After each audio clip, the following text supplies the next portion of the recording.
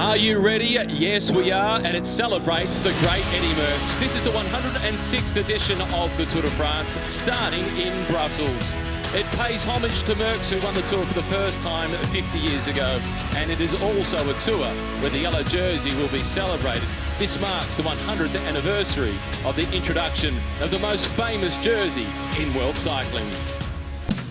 It all starts in Brussels for the opening stage. It then makes the journey across the border and into France. It hugs the east of the country, I should say, right throughout the race, heading through the Vosges Mountains first, across the Massif Central, into the Pyrenees, where there is the one-time trial in Pau. It then makes the journey back across and over to the Alps before the traditional finish in Paris. Just under 3,500 kilometres, 21 stages to decide who wears the coveted yellow jersey on the final day in the French capital.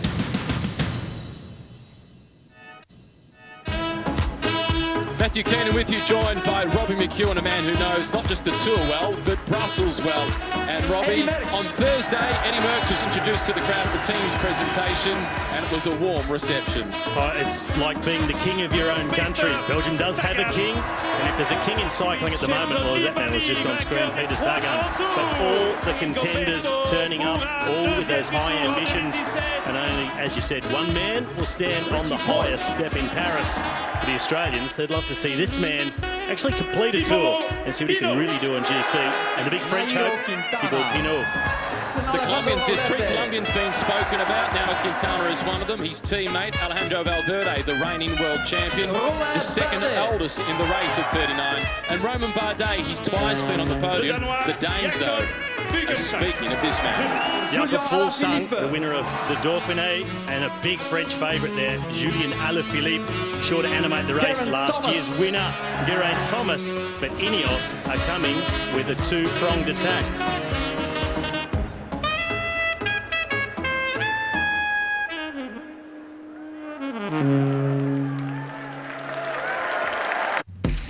This is a look at stage 1. It all starts and finishes in Brussels. The start line and the finish line are just a couple of kilometres away from each other.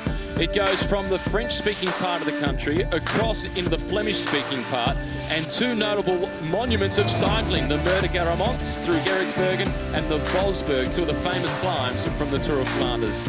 It's then a lumpy run through to the finish line, where it is an ideal day for the sprinters, 194.5 kilometres, but Robbie, it is slightly uphill as they do approach the finish line. One man who is smiling, though, is the great Eddy Merckx. Well, Eddy Merckx, he's had a smile on his face for about the last 3 days, all the events that have been happening here around the Tour. And Eddy is, of course, the guest of honour at every single one of them. Yesterday with the royal family, King Philip I, along with his wife Matilda.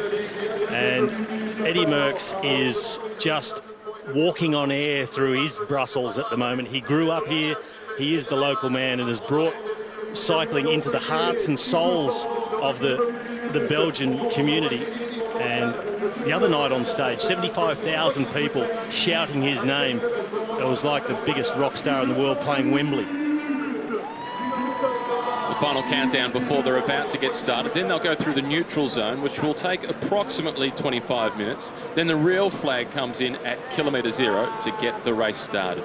The man in the middle of the picture, with his back to us, that's Lars Bak. He is the oldest rider in the race, 39 years of age, 100 days older than the second oldest, which is Alejandro Valverde. This is the Grand Place, the main square in the heart of Brussels. And part of the charm of Eddy Merckx for the Belgian public is that he brings together the 2 halves of the country, with one of his parents being Flemish-speaking native and the other one being a French-speaking native. I think it was his father was from the Flemish-speaking part of the country and his mum from the French side. Well, Eddy was famously once asked, Eddy, do you identify as French or Flemish? He said, I'm Belgian.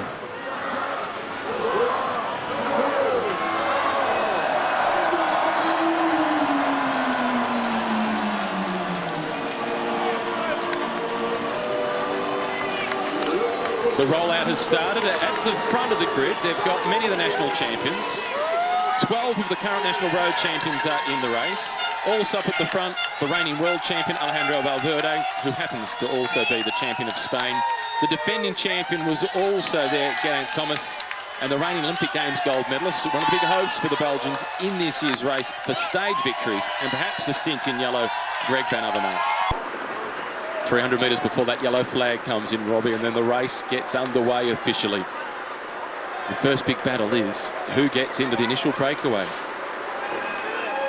And the race for the red number is the most combative. A title overall that was won last year by the Irishman Dan Martin.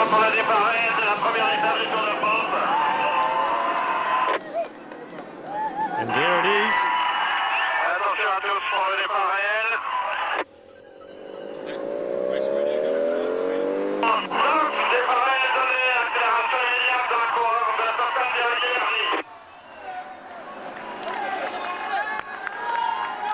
The 106th edition of the Tour de France is officially underway. The flag is in Brussels and then back to Brussels.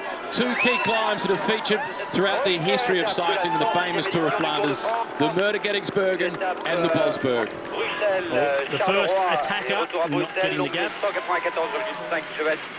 176 coureurs au départ. The official start of the day's stage at 12:26. 12:26. Stage 1 of the 106th edition of the Tour de France between Brussels and Brussels via Charleroi. 194.5 kilometers of racing today and 176 riders at the start.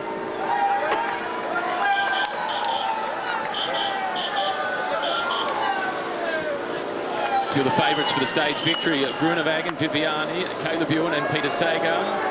But the race is on to get into the breakaway. In third position, Robbie, it is Greg Van Avermaet. Well, that is an interesting one. You see Van Avermaet so active so early. But, you put these Belgian riders, particularly the Flemish riders, on the Flemish roads, and they just can't help themselves. It's stronger than they are. And maybe the pull of a polka dot jersey. And there's a little gap for this small group. Van Avermaet takes a look and says, this is the moment, out of the saddle. This is like a sprint. This is a serious move from Greg Van Avermaet. Berhan is in second position. He's the Eritrean national champion for the Cofidis team. And Greg Van Avermaet, this is extraordinary. Very rarely do you see such a big figure of the sport in the breakaway on the first day of the Tour. And that is giving it everything, Van Avermaet. The others all looking back to assess how that gap is opening up as they leave the centre of Brussels and the European Commission building well behind them now, and the race starting to fall into an early pattern we see so often. But the first stage is always a difficult one. There's a lot of keen guys, and I would have expected a bit more of a fight from some of the Flemish riders in particular, going towards Ninove, Kierazbergen and that first KOM, and I think this is Bakkart. It is Montegroup Goubert flicking off from the fronts. Katusha Alpecin also represented in the breakaway, and that's a team that's had a really difficult season. One of the famous football grounds here in Brussels, and the Belgians, since 2002, their national football team has gone through the roof. They had a big restructure in the way that they do the national football development, and they sent out an edict to all the junior coaches that your objective is to have kids fall in love with the game. And if they fall in love with the game, then they'll just want to play. They won't be going to training. They'll be going to play with their mates. And it's worked. It's worked really well. What's also worked really well is that acceleration by Greg Van Avermaet. One rider in the background trying to bridge across. These four have opened up a handy gap very, very quickly. And that tends to switch off the peloton. Not many riders will be game to try and ride across to a four-man move like this. Not one with that sort of horsepower. Oh, in fact, it wasn't Bakkart. It's Sandro Muriset, the Belgian rider from Montegroup Goubert. One of 33 first-timers in the Tour de France this year. And also in the move for the Katusha Alpecin team, it was Mads Wirtz that managed to get himself into the move, along with Berhan. And the peloton, they look like they're in close-down mode. Yeah, they certainly are, across the road, gutter to gutter, and this is exactly what the sprinters teams would have wanted. A small group getting away. This is very controllable for the teams who want to bring everything back together for a bunch sprint here in Laken, where the Royal Palace is here in Brussels. Van Avermaet here on the back, 111. And I've got to admit, I am surprised to see him going on the attack. When there's opportunities ahead, like Monday into Epinal, it's certainly a finish that suits Greg Van Avermaet. It shows the real change in this team, CCC. That's the team that for the past almost 10 years we've known as BMC. The team where Cadel Evans won the Tour de France back in 2011. And for the last few years, Richie Porte has been their big focus to try and win the Tour overall. No longer a Richie Porte that team, he's across at Trek Segafredo. Huge reduction in their budget as well. So it's a team that Van Avermaet has spoken about, is they can race with more freedom and hunt for stages. Not only can, they must.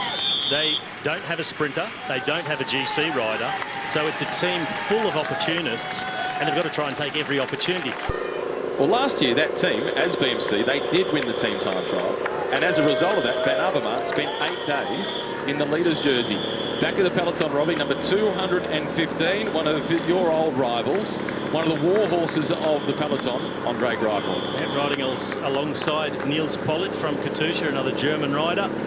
And Andre Greipel, well, he'll be really hoping for quite a turnaround in his form. Just hasn't been on this season at all. Can he win? Can he win here in the Tour this year? I'm going to say no. Is it coming down to he's just simply aging and slowing down a little bit, or the lack of the lead-out train that he'll have at one of the smaller French teams, RKS Samson? I think a combination of both. I think, you know, a year older, just not quite with that punch that he had from 2008 through 2016, maybe. He went 12 Grand Tours in a row, winning a stage. Yeah, he's been quite incredible. And I always maintain that as an elite athlete, whatever the sport, I think the window of being at your absolute best is 8 years.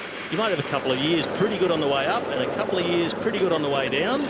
For the absolute peak, 8. He's been through that 8. He's had a couple of years just coming off the ball, still winning races. I think now he's just beyond being able to win at the Tour de France. Slightly past that window. Good sign for the breakaway. It's nature break time. I've got to say, nonetheless, I'd love to see him win a stage. Yeah. He's a great guy. He's been a fantastic rider and ambassador for the sport.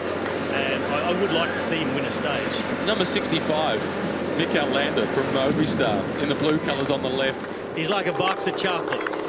You never know what you're going to get with Landa. Yeah, almost, in a way, you sort of can know what you're going to get. At some stage, he will attack his teammates. At the rear is the Eritrean national champion, Natner Burhan, back with the French team. He spent a couple of seasons across the team we know as Dimension Data. Prior to that, he rode with the Europcar team, now known as Total, formerly Direct Energy. So he's got a good feel for the French squads, and he loves the idea of not just trying to inspire kids from Eritrea. He wants to inspire all of Africa to race a bike. He's going about it the right way. He certainly is an entertaining rider, and when we get into the mountains, expect to see him here, a 3D of the course, and where our front group finds themselves. They are the Tête de la Course, and that breeze, 12 kilometres an hour at the moment, so just a breeze. And there is the Muur de Grammont, the Muur van Gerardsbergen, a Category 3 climb. Originally, the race organisers, ASO, they wanted to take in more of the roads, the famous Flemish roads from the Tour of Flanders in this region, but the locals said, not a good decision. It'll be too tough to close things down with the crowds we expect for the Tour de France, and you don't want to lose one of the contenders to win the race overall on day one. The right decision was made. It would have been on equal footing with a Roubaix stage. Oh no, that was fantastic. And they did Stage 9 last They did year. that last year, so they said we don't do that 2 years in a row. Don't count it out for the future. Yeah. Last year was as exciting as that stage was. The race lost Richie Porte and Rigoberto Urán.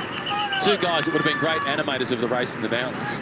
But gee, I enjoyed the stage. It was a fantastic stage to watch, and an incredible winner in John Degenkolb.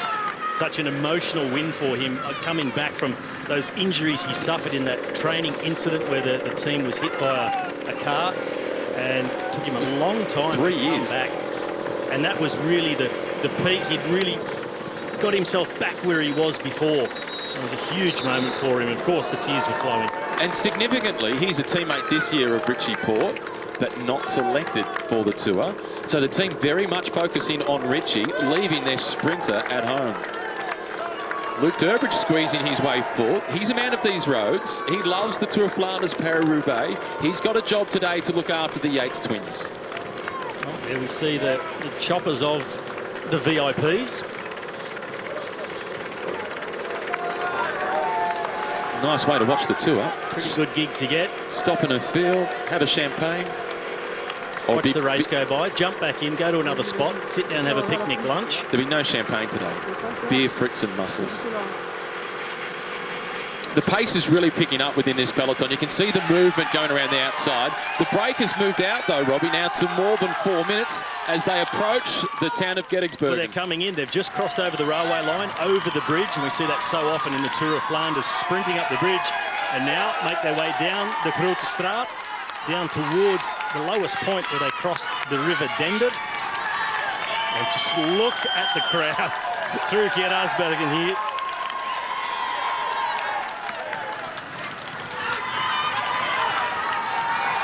Just on the left-hand side where I had my daily stop-out training for a sandwich and a coffee, and then keep going. A magnificent day on Flemish roads. They've got one of their local heroes in the breakaway sitting in second position, Greg Van Avermaet, as the climb starts. They're not onto the cobblestones yet, but the legs will be paying the price for the effort that they've already exerted. Yeah, this is the first kick up to the market, right in the centre of Geraardsbergen, and that's where the cobbles begin as well. 1 kilometre to the top, and they're about to go onto those famous cobbles when they swing left in front of the church. And it is Van Avermaet who leads them on. There's the left-hand turn. They're onto the cobblestones. Mats Wirtz wants to stick with him. And they come past Bar Guidon, owned by former professional Frederik Pennant. Also the fan club of Remco Evenepoel, young Belgian. But at the moment, it's one of the older Belgians, one of the veterans in attack. Burhan it is, the Eritrean national champion. He wants the points for the King of the Mountains classification.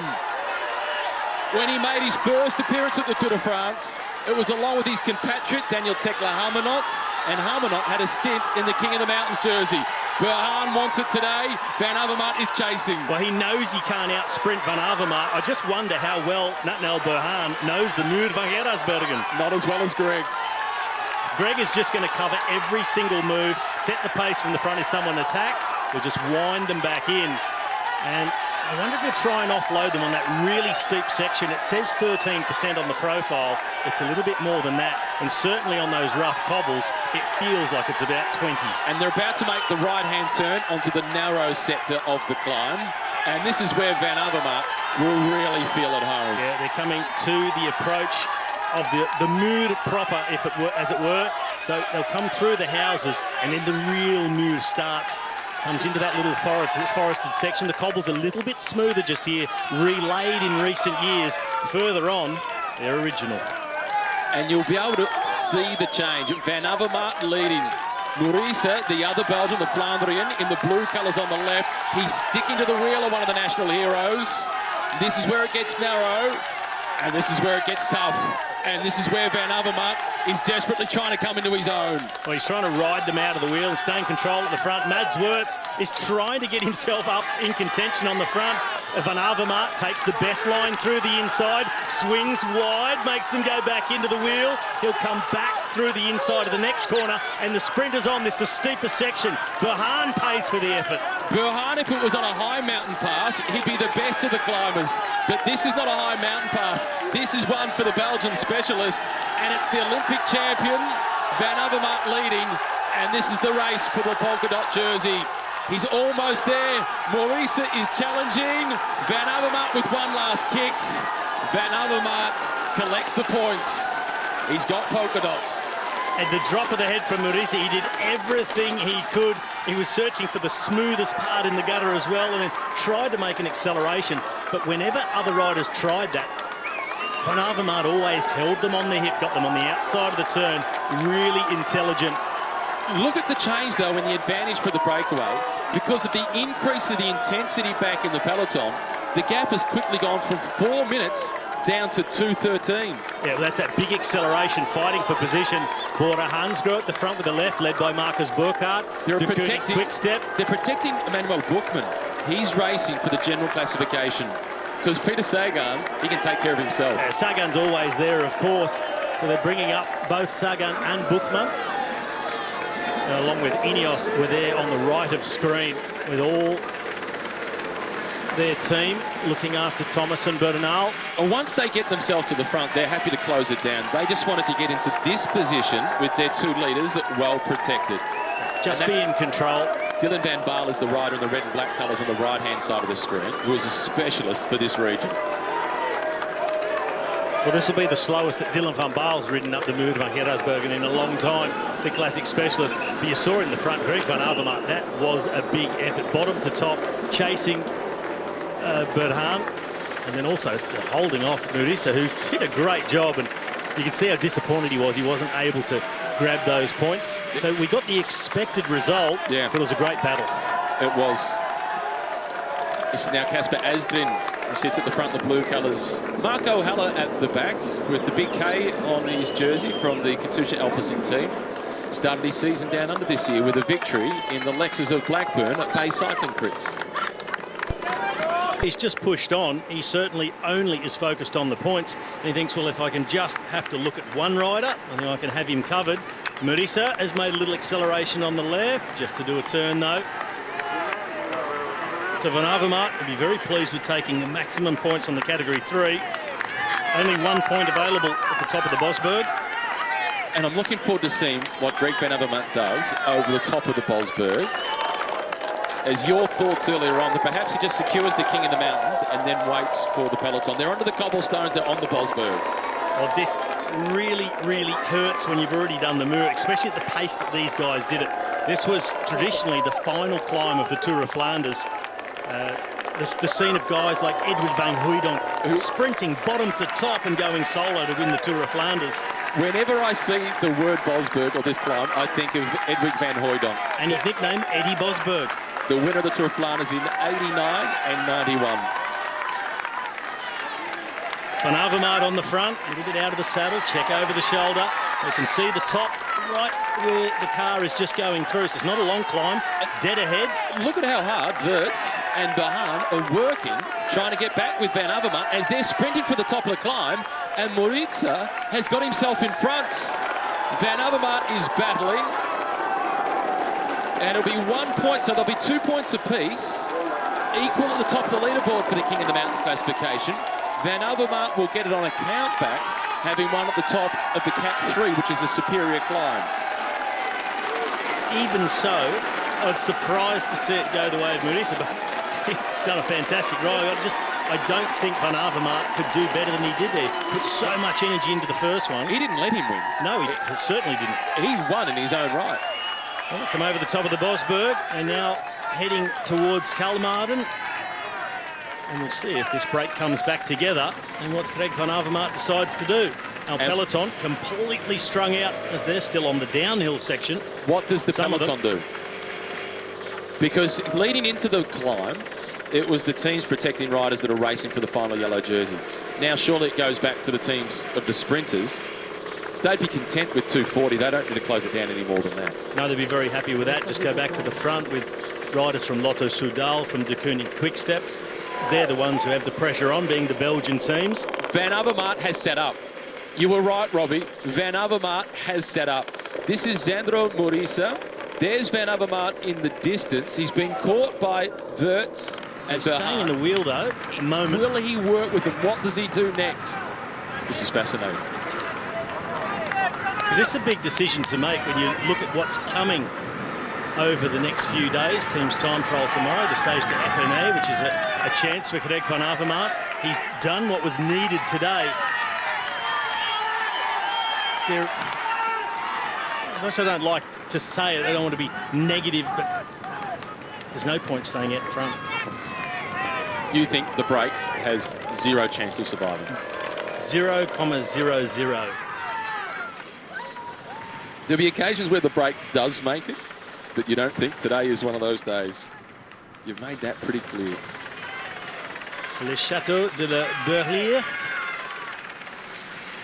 This was destroyed by the troops throughout the French Revolution with the invasion back in 1794, and has since been well rebuilt. And the moat around the outside looks magnificent, particularly on a warm day like this.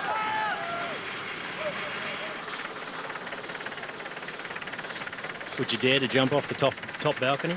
No. Maybe the first one, knowing full well just how deep it is. But don't Probably jump about into 3 foot. Yeah, well then no, I wouldn't. Simon Yates, number 108. He's a wild card in this year's race. He had a disappointing Giro. He's here in inverted commas to support his brother, which he will do. But if he doesn't lose time in the first week, he's a threat. Yeah, he will be a threat, but here's Van Avermaet now, and that is what I had expected. So with the breakout at 3 minutes, Van Avermaet has thrown out the anchor. So that's enough. I'll get myself onto the podium this afternoon. I'll be in polka dots tomorrow, and that's enough energy spent. So he's only been out there for 50 kilometres. So if it was a rider of lesser stature than Greg Van Avermaet that did that, I imagine he'd probably be criticised by not respecting the breakaway. But because it's Greg Van Avermaet, he's got the track record that he does, he'll actually be praised for riding so smartly. There's rules for some and rules for others. Well, just a matter of getting position and then keeping the pace high to keep their guys safe. Bookman is in a good position. And I just spotted Greg Van Avermaet right back towards the front of the bunch again. He did the job early, forced the break, got the points, will wear the polka dots. 55. And at 55 kilometres an hour, well, he's up there again on the cobbles, right where he should be, where he loves it. It is strung out. This is serious pressure. Small gaps opening up. Huge presence of the Bora Hansgrohe team. That was Marcus Burkhardt, the one who created the gap. He led his team onto the cobbles, did all that hard work. Now he's dropping back through and little gaps opening up. There's a number of riders with live onboard cameras. This is near the back of the peloton. We're on with Kevin Van Malsen from the Wanty Group Gobert team. That's Nicola Ede that we're looking at. He's a former winner of the King of the Mounts classification at the Volta a España. He won't enjoy this at all. The man behind him would have been Tom Scoins because he's been there so often throughout the day, just sitting relaxed. Rider off to the right, bunny hop over the hole. Trying to find the smoothest way, but it does hold risks. A mechanical problem. And this is Viviani. This is one of the favourites for the stage. De Koning Quickstep, they've been amongst the chasers for anybody in the peloton with splits opening in front of them. This is their favourite puncher of the day. No panic from Viviani. Got the drink bottle. Okay. Another bike. Disc wheels, swap bikes, not the wheel. Yep. That's exactly what you spoke about 10 minutes ago. This is Daniel Oss now at the front for the Bora Hansgrohe team as they've exited the cobblestone sector. And that's significant. They've exited the cobbled sector, but look at the pressure still being applied by Daniel Oss. There were little splits. And the rider from FDJ in the red, white and blue colours, the first of them is the big Frencho, Thibaut Pinot, Robbie, riding near the front. Think back a few years ago when the race went over the cobbles and the man who was being dropped, swapping bikes, swearing, having a tantrum and losing a massive amount of time was Thibaut Pinot. That's a good sign already for his tour, even though it's a short section. It's an attitude sign. It is. It's an attitude sign. It's a good one. Berhan, Murasey and Wirtz, they've been off the front since kilometre 0 effectively. They're about to be reeled back in. It's now down to 14 seconds. And it looks like we're going to be sprinting for maximum points. Indeed, we're 4 kilometres away from the intermediate sprint at this point. Just 3.5 kilometres, it's 69.5. So 3.5 kilometres from that intermediate sprint. And look at the splits in the peloton. The fact that Elia Viviani has had a puncher, for these guys that are in the third group, it's good news for them because De Koning Quickstep, they'll be back supporting Viviani as opposed to driving at the front of the race. If Viviani was in that front group, then life would be really tough for anybody caught in this third peloton. Well, there will be a bit of panic back here. Any GC riders caught in Group 2 and 3 will be panicking a little bit now. Lots of the blue jerseys, the De Koning Quickstep in the third group, waiting for Viviani. Now, you know that after the sprint, generally they'll sit up, things will regroup. But is there someone, is there a team that's made that front split who'll decide to push on and see if they can do some damage? He's not the only one to have a problem. 1-2-6, this is Christophe, Alexander Christophe, and Jasper Philipsen, the young Belgian, one of his key lead-out men, is with him as well. So, mechanical troubles for a number of riders across that cobbled section. The race split into 3 big groups. day one of the Tour de France, and it hasn't taken long for a little bit of drama. But I do think this will come back once we get to the sprint and through it. And Group 2 has now ridden across to Group 1 and made a much bigger gap in between. Our breakaway of 3 still off the front, attacking each other now, Mads Wurz. He wants the prize as the most combative on the day to get a small stint on the podium. There's the intermediate sprint, 3 kilometres, 20 for first place, 17-15 for the minor positions, down to 1 point for 15th. And it's all that's left now for these riders out there. Van Avermaet has taken the polka dot jersey. The others have got nothing so far. Most combative take the intermediate sprint This is Dan points. Martin, number 121 from UAE. Dan Martin. And this is not the front group. Simon Yates is also in this group for Mitchelton Scott in the black and yellow colours. And they are losing a big chunk of time at the moment. They should be able to get back. Still 71 kilometres to go. It's not panic stations, but it's not a great start. It's not panic stations, but you certainly don't want to be there. And these riders are still a chance of staying in front for the sprint. I do believe once the lead out for that sprint winds up, they'll chew up the road in between them and overtake these 3 riders. And now the impetus has also gone out of this group. Mads Wurz made the attack. Oh, Burhan, careful, a little look over the shoulder at the wrong moment, nearly clipped the wheel. And now the chase, this second major peloton on the road. All the blue colours at the front of the Koenig Quick-Step. The teammates for Elia Viviani as they go wide around that traffic island. That's good news for Dan Martin. That's his opportunity to rejoin the front of the race. Well, they're going to come back pretty quickly now. They're still just outside a kilometre before that intermediate sprint for the green jersey points. And this Quick-Step, the Koenig Quick-Step driven second group, they're going to cross this gap. It's going to be the riders out of this group taking the points. Still Daniel Oss at the front. Vincenzo Nibali is in this group. Adam Yates is in this group with Matteo Trentin, the man in white. Michael Matthews, Sonny Colbrelli, Egan Bernal and Geraint Thomas are also here. So too is Wilco Kelderman for Sunweb. Michael Schad from CCC. He swings off, gives the flick of the elbow as Bora who take over again. Our screen saying 1.5 from Le Bonvillers. That's where the intermediate sprint is. Our ticker in the top left is telling us 700 metres. A few Movistar jerseys in this second group. Max Schachmann, the German champion from Bora Hansgrohe, also in this group. This is the front of the race. Daniel Oss. Well, when you can't see his hair from front on, you know it's going quick. That's true. Under the kilometre to go for the green jersey points. This is the first of the battles for the green jersey. But whoever wins the stage will be the rider with the outright lead in the battle for the points classification and also the yellow jersey. But Peter Sagan is on target for a record 7th green jersey. The red colours lining up as well for Sunweb. Will Michael Matthews get himself involved? He has won green in the past. So Matthews is on the right. He's 2 positions further back behind Peter Sagan. Sagan now in 4th wheel. Colbrelli coming up on the left-hand side from Bahrain Merida, trying to take that position as well. Matthews now finds himself on the wheel of Peter Sagan. Matteo Trentin on the left going as well. Matthews doesn't look too interested. It is Colbrelli leading out, Peter Sagan, then followed by Greg Van Avermaet.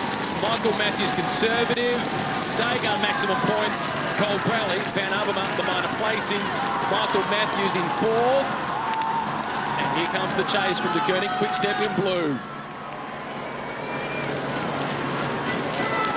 Well, Van Avermaet, he's chasing seconds as well. He's got himself the polka dot jersey, but putting that sprint in, 1 second for Greg Van Avermaet. He's most definitely ahead of all his teammates on GC. Which we spoke about earlier in terms of the team time trial tomorrow and potentially getting that leader's jersey. Sagan first, Colbrelli second, Van Avermaet again racing from the shoulders up intelligently in 3rd. And Michael Matthews also intelligently, no expenditure of energy and takes 4th. Trentin, much the same. He got himself up there, then just followed through in 5th, didn't do a sprint. 20 points for Peter Sagan, 17 for Sonny Colbrelli, 15 for Greg Van Avermaet, 13 points for Michael Matthews. This is Luke Rowe on the right from Ineos. This is a gaggle of riders from the Cofidis team. And this is the group containing Dan Martin. Also, Viviani is in this group, so the Takuni Quickstep team are chasing without their man Viviani in contact. And also no significant chase in this group. They're really dawdling through that line and really need someone to get going. That is a big gap at this stage in the race, and if other sprinters' teams get a bit of a sniff of this, they might just apply a bit more pressure. And for Takuni Quickstep, they've got Michael Murku in here, the Danish national champion. He's the captain on the road for this team. So if there's any need for communication, he'll be very quickly on the radio. At the moment, he looks pretty calm. He's sitting 5-6 wheels from the back of the group. And the call at the front for the close down, that's Daniel Oss, who was taking that position, the man who's now just happy to drink. And that's relief for Dan Martin. Yeah, well, that's a big let-off for that group that we've just been talking about, been left behind. Nobody pushing the pace now, riding in a slight tailwind. Yeah, they have been let off the hook. So they should just quite easily pedal their way back to this. You never know, unless there's another big acceleration. Whatever the case, if you're sitting in that back group, you'd be pretty nervous. Here he is, Dan Martin, number 121. Last year he won the prize as the most combative in the Tour, and the gap at 119, they'll close it, but that was a dangerous amount of time to be behind. Yeah, well, you look at how fast these guys are travelling now. They've got going, they're riding around 50 kilometres an hour, where the front of the race is doing about 35. Thomas and Bernal into position and trying to keep them out of danger as the race dives into this tunnel. It's going to be quite a while in the darkness as they go under the Triumphal Arc here in the centre of Brussels. It's put on the perfect day, Brussels. The temperatures into the mid-20s, not a lot of wind to speak of. The crowds have been out in huge numbers, as big as we've seen anywhere in the Tour de France in recent years. The peloton about to emerge out the other side of that tunnel. And Ineos on the right-hand side, the red and black colours, making sure they protect the defending champion, Geraint Thomas, and one of the pre-race favourites, the 22-year-old Colombian, Egan Bernal. Yellow is everywhere.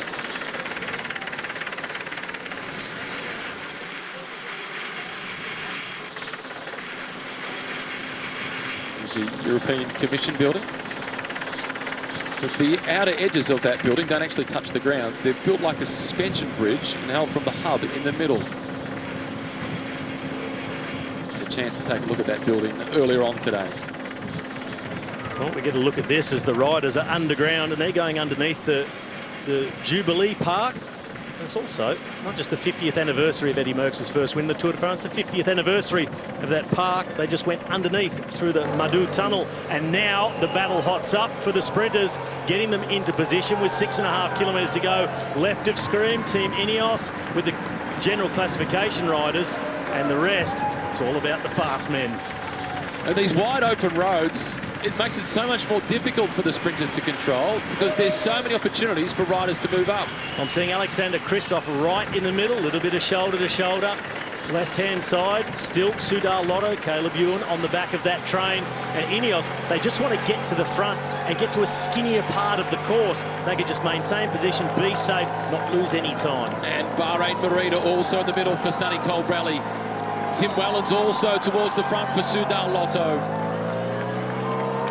Right-hand turn is Kwiatkowski who leads them through. Well, he's always there when the going gets fast and technical. He is so reliable, the former world champion. He is protecting two riders this year, Geraint Thomas, the defending champion, and Egan Bernal. Meanwhile, at the back, number 3 for that team, Jonathan Castroviejo. He doesn't want to get in amongst those fast finishers. As number 157 from the Cofidis team, that is Stefano Rosetto, caught quickly and shuffled to the rear of the race. Well, one of the small changes they've made to the regulations this year is when a gap is created in that final run to the line, it's now got to be a gap of 3 seconds between riders for them to split groups and assign time losses.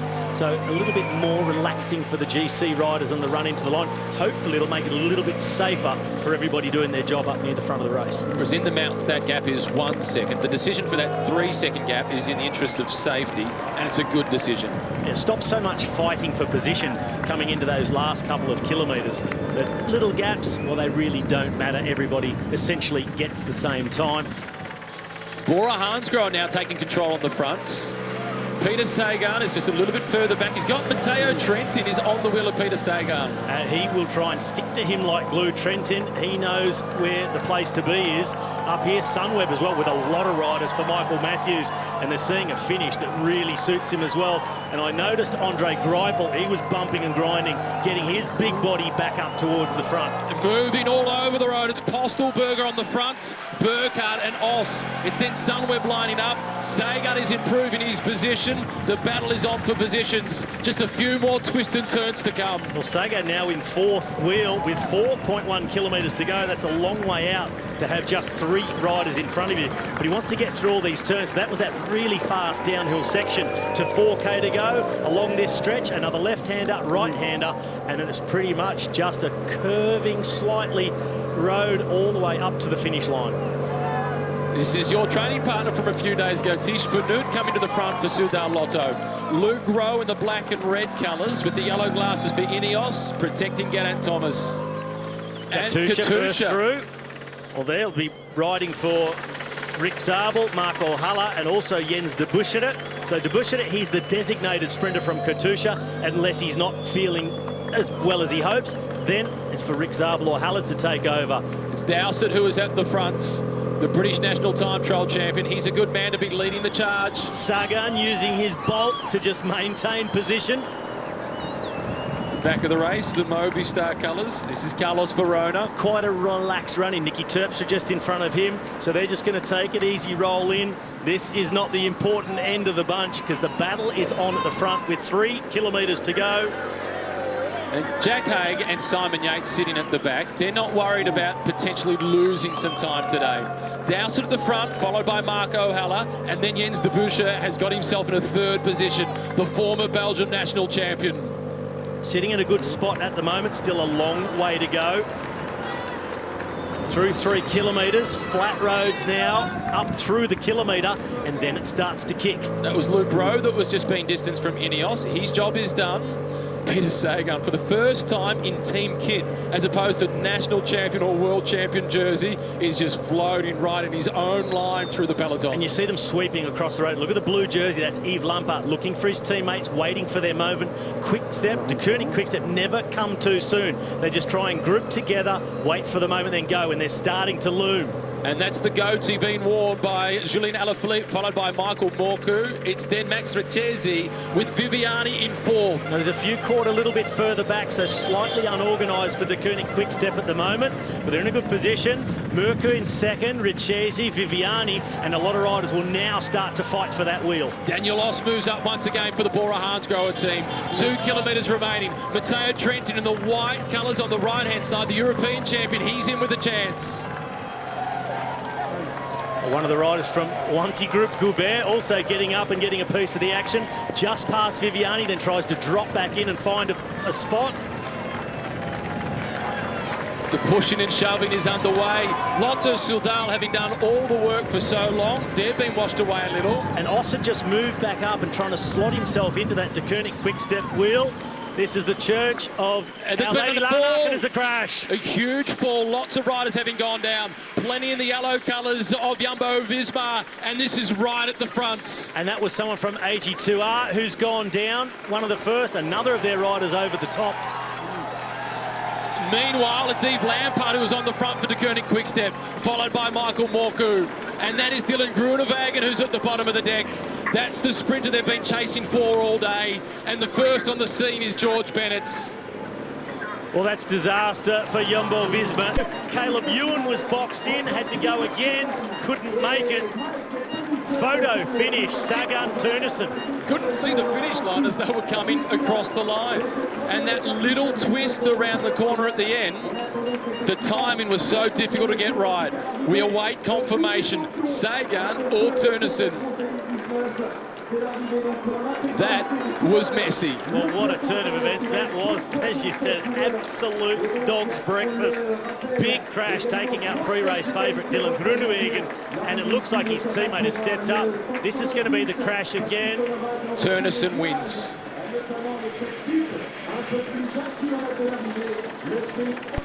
So they just braked right in front of him. Someone hit his handlebars and just sent him upside down. And Teunissen was right in front, looked over the shoulder. OK, he's down, let's go. Great reaction from Mike Teunissen, and I think he wins. Talk about the understudy stepping up. And I think he has. We're going to see it now from the overhead. Colbrelli on the left, Matthews starting to fade in the right, Sagan through the middle, Caleb Ewan, he wants to go through, there's nowhere to go, he needed an opening, hesitated, brake, rub wheels, Teunissen comes on the left, and he's getting over the top, it's Teunissen. By the narrowest of margins, but he swaps yellow and black for pure yellow, and that's pure gold. The throw on the line. Or, yep, Teunissen. well, the lead-out man has beaten all the sprinters. What looked to be absolute disaster for Jumbo-Visma has turned into a yellow jersey on the shoulders of another Dutchman, Mike Teunissen. He's been in fantastic form this season. He won stages in the overall in the 4 days of Dunkirk. He's been in great form throughout June, and he won the ZLM Tour as well. Peter Sagan second for the 22nd time on a stage of the Tour de France. He has won 11.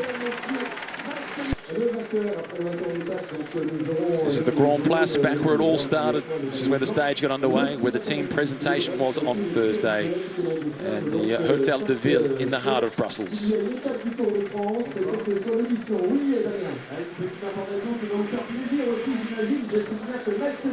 I'm expecting a little hint of shock from today's stage winner.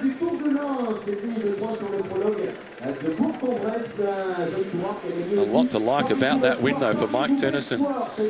26-year-old who's been with this team for a fair while. He started out with the development team for the Jumbo-Visma squad.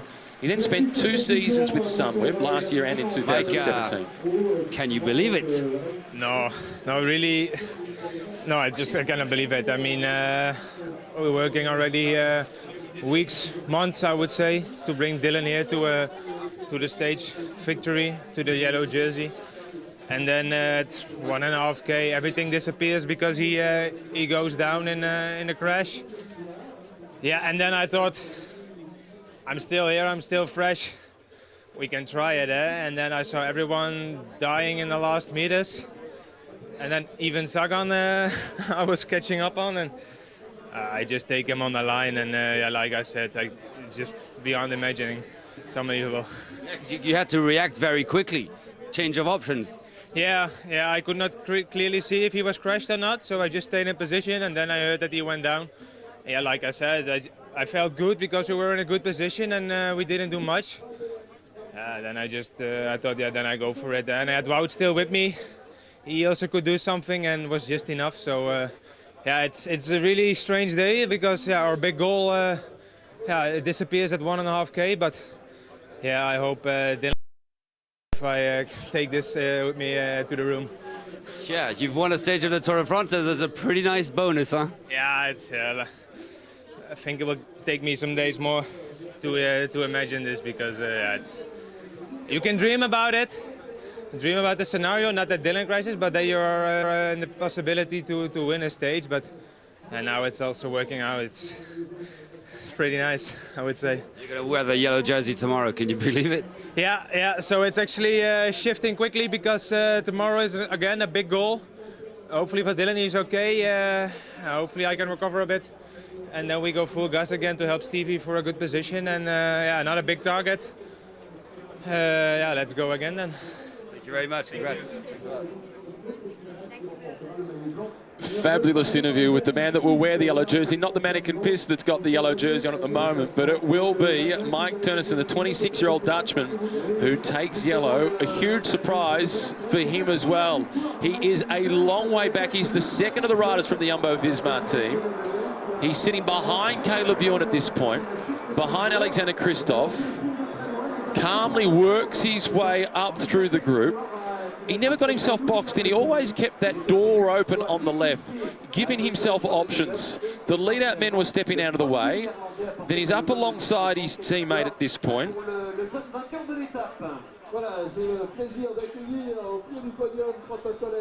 And it's Wout van Aert, that's his teammate that's up there towards the front with him. And then Teunissen into the slipstream calmly of Sonny Colbrelli. Still waiting to put his nose into the wind. Michael Matthews went too early. He fades on the right. Caleb Ewan got stuck in traffic. Peter Sagan just ran out of steam. And Mike Teunissen was the best on day one. Jersey holder Mike Teunissen. He's made one mistake today, Robbie. He just said that I'm a pretty good professional cyclist, but not at the level to be wearing the yellow jersey in the world's biggest bike race. He's wrong. He is. He beat Peter Sagan. Absolutely. He's being humble. He's just not very good at that. Yeah, that's one thing he's not good at, because he's good at everything else.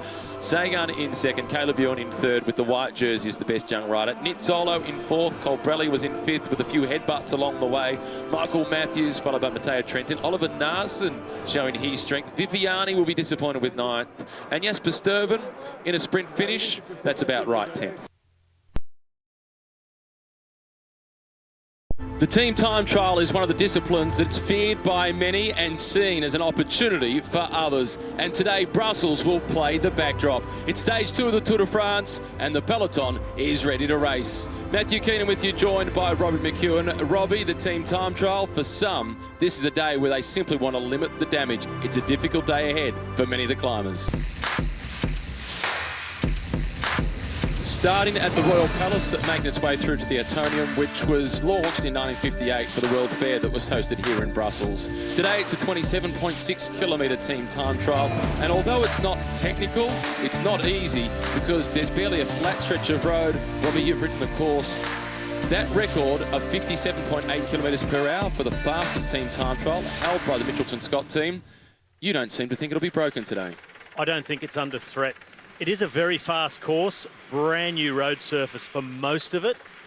A couple of little uphills, much longer than anything in that Nice team's time trial a few years ago. And on the return to the Atonium, near to the finish line, it's pushing into an ever-increasing northerly wind, so straight into the face. That will slow things down towards the end. So I don't think they'll crack that record. It will be a very fast course, though. The Royal Palace playing the backdrop to the start of the stage today, and it is the reigning king of the Tour de France, Geraint Thomas, surprisingly, who will be the first out with Ineos, the first of 22 teams to go. I can't recall this ever happening before for the team. We used to know as Sky. Well, of course, yesterday, after that big crash and a kilometre and a half to go, where, amongst others, Dylan Groenewegen, the favourite for yesterday's stage, went down, all of the Ineos team were behind that, and it all came in together. And I'm wondering if they were aware of the standings in the team's classification, determining where they take off in the team's time trial. Maybe it's genius, making sure they were last. They think it might rain later on, the wind might pick up. Who knows? Whatever. They started yesterday, Le Grand Place, provided the backdrop as well for the team presentation, which was hosted on Thursday. In terms of looking through this squad, Robbie, you've got multiple former national champions in the individual time trial. Jonathan Castroviejo, Gianni Moscon, Dylan van Baarle is there as well, a brilliant individual time trialist. Geraint Thomas, multiple Olympic Games gold medalist in the team pursuit. Egan Bernal has been brilliant against the clock early in his career. This is a team that could set the winning time, and they're first down the ramp. And possibly set a record for the longest amount of time spent in the hot seat. Yes. Dylan van Baarle that was nearest the picture. He's on the right-hand side of the screen. Geraint Thomas is to the left-hand side of the screen. Well, Paul's right in the middle. Gianni Moscon will be critical today. And you can see the Colombian bands on the sleeve of Egan Bernal, former Colombian individual time trial champion. Mikhail Kwiatkowski as well, former Polish national time trial champion. Castroviejo, former Spanish champion. Gianni Moscon, former Italian champion. Van Baarle, former Dutch time trial champion. So only poor old Luke Rowe and Walt Poels without the national champion bands as time trial maestro of their land. Have fun, boys. Down to the final countdown. Inside the last minute before Ineos roll down the ramp and get stage 2 started. Luc Rowe est là, le semi-rouleur, accompagné, épaulé justement dans cette fonction par le néerlandais Dylan van Baarle, qui à 27 ans a signé un retentissant succès également du côté de Final nervous moments before they get started. mesdames et messieurs, la team Ineos. Ineos make a start, a little over 27 kilometres, starting and finishing in Brussels. This is the team of the defending champion, and it is the Welshman, Geraint Thomas, who leads them away. So experienced in this discipline, particularly with the multiple Olympic Games gold medals that he's won in the team pursuit on the velodrome. That is the event that Bradley Wiggins has said is the most stressful of all the events that he has done, because it's an intense effort and you've got others relying on you, and you don't want to let any of your teammates down. Just gingerly through the first corner, let everybody get into their rhythm. No big risks these first couple of corners, and then the road opens up. The man responsible for constructing the Tour de France route, Thierry Gouvenou, former pro, he said leading into this team's time trial, leading into this tour, the team's time trial course, he said, I'll be surprised if they need to brake 3 times. Well, I know definitely after about 4 kilometres, as they come out of the long tunnel under the Jubilee Park, there's quite a tight right-hander, they'll be braking there. There's also one after the time check at midway, after about 12 kilometres or so. It's a downhill, off-camber right-hander, and the organisation has already put hay bales there as well, so they're backing that you'll need to brake coming into that one too. They'll already be up to speeds of more than 60 kilometres per hour at this point. And as they duck down through this tunnel, number 2, who's sitting at the back of the group, that is Egan Bernal. Small climber Colombian, you would expect perhaps the individual time trial and the team time trial to really hurt him. But he is better against the clock than people have recognised, but it won't take long to find out. No, he's very good. The corner. There they go through that sweeper. So they've already got the timing sensors before that corner, and they come under the arch just after it. Now, we're about to come up for Team Ineos to that corner where you really do need to brake. Sharp right-hander, off-camber, under the trees. They've gone and reconned the course, so they're going to know what's coming up. They'll be getting the instructions also from the car to just make it through safely. Thibaut Pinot getting ready to start. He's inside the final minute before he and his team, Groupama FDJ, roll down the ramp. There's a team participating in the tour for the 22nd time. They've been around for a while. 14 for the GC back in 2016 as well. He is the reigning Swiss National Road Racing Champion, finishing 6th on the stage at Chambéry. Sebastian Reichenbach, ladies and gentlemen, Team Groupama FDJ. Groupama FDJ, they roll down the ramp. One of the big hopes for the French, Thibaut Pinot. Not his favourite day, one that he won't have been looking forward to. Let's just hope for the French that they don't lose too much time.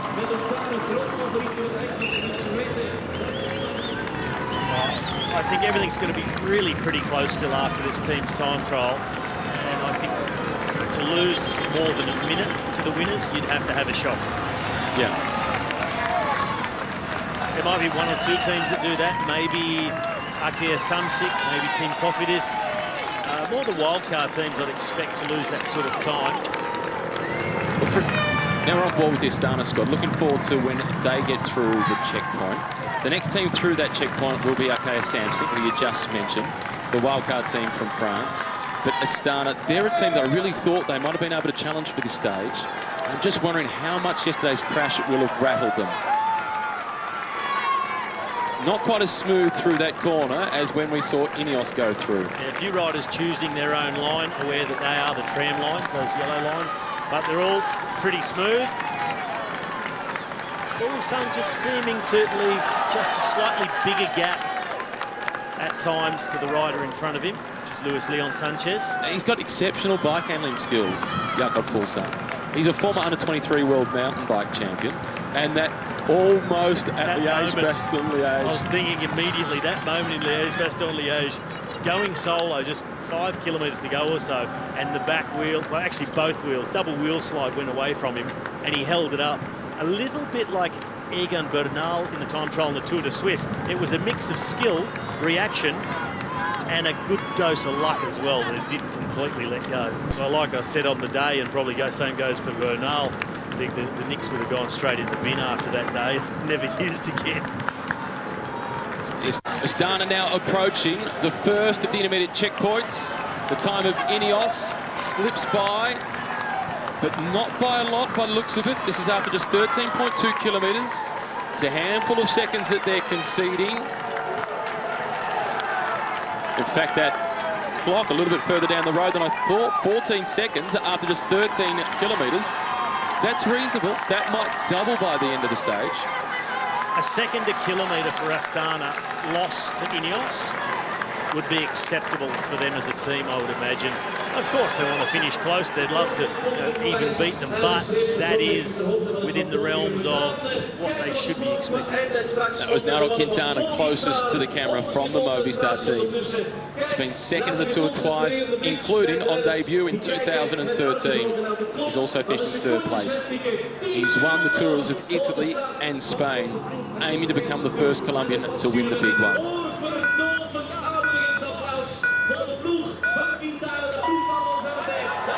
The big Spanish team, Movistar, they roll down the ramp. This is a team that this year is celebrating its 40th anniversary in pro cycling. And it is Mikel Landa leading them out.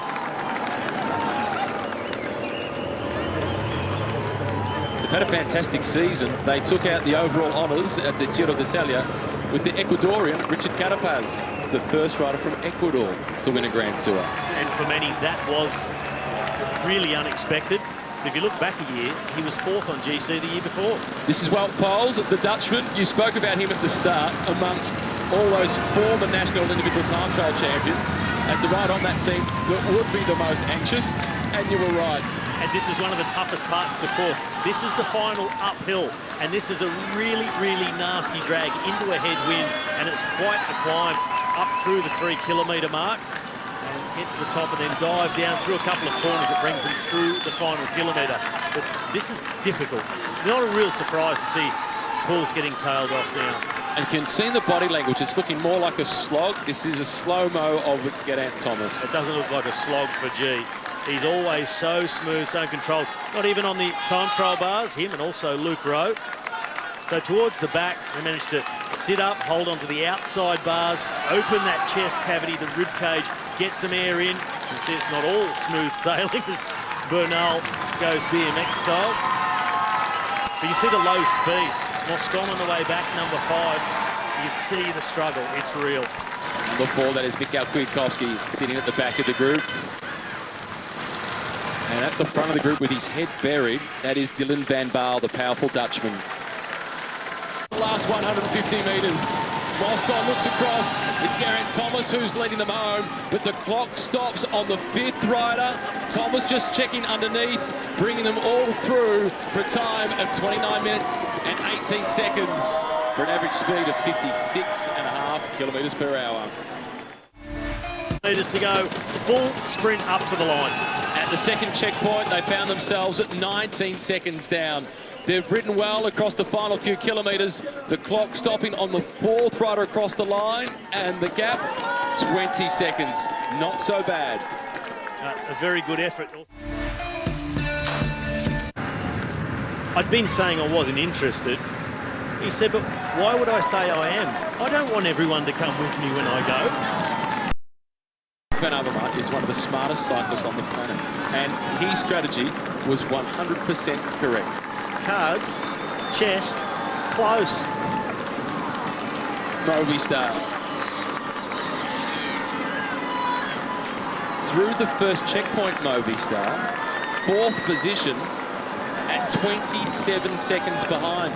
Just 1 second quicker than AG2R Le Mondial. That is a disappointing surprise for the Spanish outfit. Struggling somewhat at the moment. Nairo Quintana coming down to the back, number 61. And the team of Romain Bardet, AG2R Le Mondial, they've gone through the 2nd checkpoint at 40 seconds behind. So they are rapidly approaching the finish line. Perhaps for them, not rapidly enough. And Groupama FDJ, they went through the first checkpoint at 8 seconds. They've gone through the 2nd checkpoint, Robbie, at 7 seconds behind. So they've increased the tempo. That is, so far, the performance of the day. Groupama FDJ is not a team renowned for a really strong performance in this discipline. They are riding out of their skin suits. Yeah. Well, let's hope not literally, but yes, they're doing a fantastic ride, FDJ. So, well, we've got to admit, we talked them down a little bit before the start, but on the back of the strength of a guy like Stefan Kung and Thibaut Pinot is a good time trialist himself, the rest of the team has also really lifted to put in a fantastic effort. And one of the others also having to sit up, Richie Porte. Trek Segafredo ready to start. Richie Porte, their big hope. Ladies and gentlemen of Brussels, Richie Porte. Trek Segafredo, they roll down the ramp at Richie Porte. His hopes of the Tour de France this year are improved by that mountain stage on stage 6 to perhaps settle things down a little bit sooner. Jasper Stuyven leads them away. This is a solid team in this discipline. It is a solid team, and the man you just spoke about, Jasper Stuyven, the Belgian, in very, very good form and an absolute powerhouse. The team's time trial is basically what he's born to do. He's build the power, the speed he can generate. A fantastic classics rider, good at going solo as well. So Richie Porte will be very happy with the likes of Jasper Stuyven doing some big turns. Yesterday involved in the fall that included Jakob Fuglsang was one of the riders from Trek Segafredo, the Dutchman Koen de Kort. He chipped his tooth. He went back to the team hotel. He had dinner, he had his massage, and he went to a dentist at 9:30. He's got his smile back. Well, it's great that he's been able to have it fixed because he's one of the smiliest riders in the whole peloton. Vive le Tour, Leve Eddy Merckx. Leve is the Flemish word for long live. Quickest at the first checkpoint, third quickest at the next one. A team that used to be known as BMC, and they've won this discipline in the past. They'll be slipping just outside the time of Ineos, but still challenging Groupama FDJ for second. Paddy Bevan, the Kiwi, leading them through the corners and not making any mistakes. Clean through the chicane for CCC. It's Bevan followed by Simon Geschke. The King of the Mountains jersey, Greg Van Avermaet, he's the fourth man. That's where the clock will stop. It's a good time for CCC, but not quick enough to take the stage, nor yellow. 10 seconds off the pace. They slot into second. 56.2 kilometres an hour average. Just slightly down at the time check. At 8 seconds, gave away 2 more seconds the second half of the course. A good second place at the moment for CCC. There's Michael Matthews. The Sunweb team now make a start. In the lead up to the Tour, they thought they'd all be here riding for Tom Dumoulin and his hopes to challenge for the general classification. They're still hoping for a good result overall, but now it's another Dutchman, it's Wilco Kelderman. Here comes Katusha Alpecin to the first checkpoint, and they have caused the surprise of the day. 56.9 kilometres per hour, almost 4 seconds to the better of Ineos. Hold on to your hat, Robbie. Katusha, they're flying. Well, that'll make Jens de Busscher feel a little bit better, the man who was dropped after 6 minutes of racing. And that is an incredibly fast start by Katusha. The question, of course, is can they hold on to that and bring it home on this tough second part of the course? A couple more uphills and into the headwind. But Hopes for number 181, the team leader Ilnaz Zakarin. Stage winner this year at the Giro d'Italia. 23 seconds, the countdown continues at 350 metres. Ineos may well have just done enough. Alpecin were 5 seconds quicker at the first checkpoint, 2 seconds at the next one. It's been tight all the way through. 150 metres, inside 10 seconds. Ineos will be staying in the hot seat. Rick Zabel leads them to the line. It goes from green to red. It's still Ineos at the top of the leaderboard, but a big performance by Katusha Alpecin. Just 5 seconds over 56 kilometres an hour for the men in red and white. What a performance by Katusha, and one that nobody had picked. That was enormous. This is Sunweb. They're about to hit that first checkpoint. It's Nico Roach who's on the front, followed then by Wilco Calderman, and that's a good time. 6.5 seconds behind, only 3 seconds slower than Ineos. Adam Yates of Mitchelton Scots.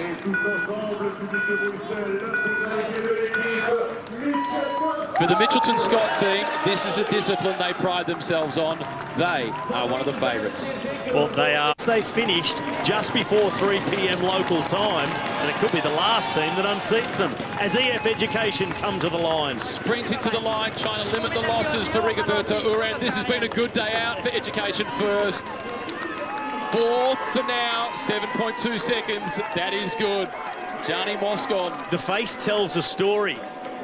You could have maybe expected a smile seeing another team time go outside of the time set by Team Ineos, but I think that was a look of concern when they've been able to see that intermediate split by Jumbo-Visma.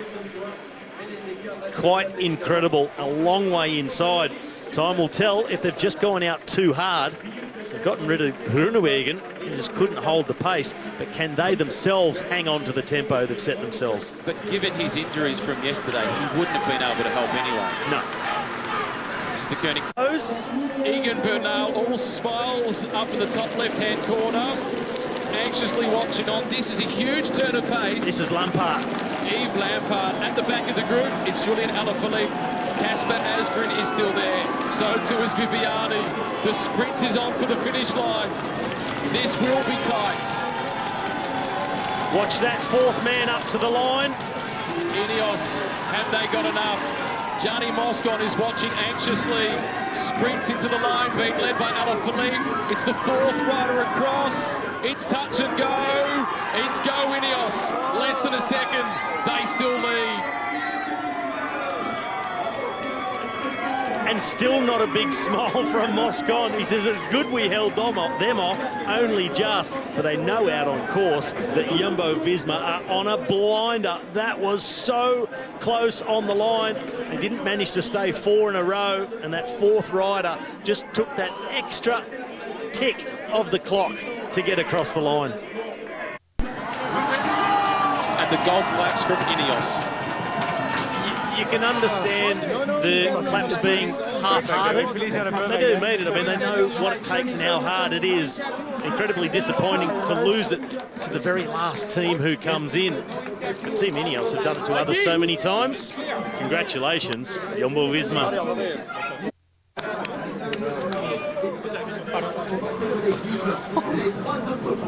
Mike Turnison continues the great success of the Dutch, not only here but also at the Giro Rosa, where yesterday the Dutch women occupied first down to fourth on the stage, with the great Marianne Vos taking out the win.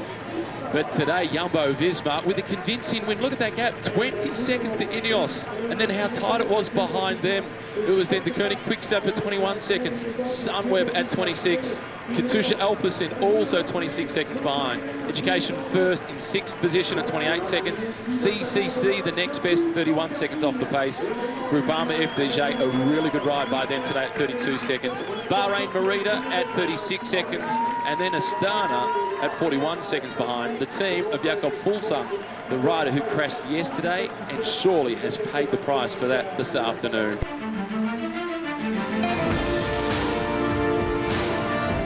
Eddie Merckx ready to do the presentations.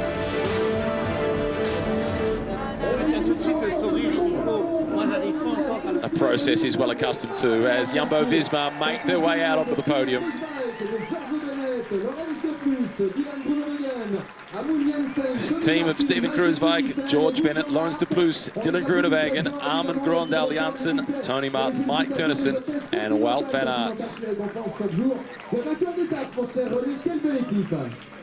George Bennett can't quite believe it. Believe it, George. There's Mike Turnison just getting the medal put around his neck on the far right-hand side of the screen. Steven Kruijswijk is to the far left, the 5th place finisher overall in the race last year. Steven Kruijswijk, George Bennett, Laurens de Plus, Dylan Groenewegen, Armin Grondal Janssen, Tony Martin, Wout van Aert, and Mark Tennyson. Voilà, merci beaucoup. Signing the yellow jerseys by Eddie Merckx. You can see the etonium that is on the jerseys. A number of the jerseys this year, the yellow jersey will have some sort of a symbol representing part of the history of the Tour de France. And Eddie will be up soon to deliver the second yellow jersey to Mike Teunissen. 26-year-old Dutchman is having a career-changing and perhaps a life-changing couple of days here in the 106th edition of the Tour.